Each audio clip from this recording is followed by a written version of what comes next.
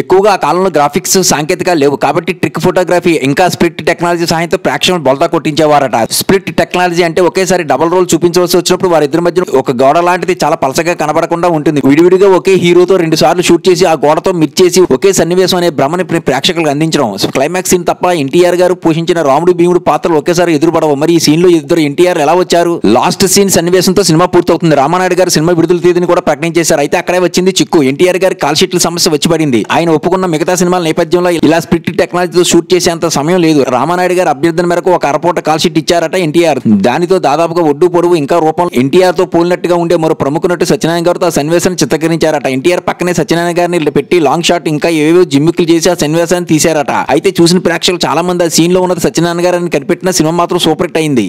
కొత్త సినిమాలు హిట్టా లేక ఫ్లాపా తెలుసుకోవడానికి మా ఛానల్ ని సబ్స్క్రైబ్ చేసుకోండి.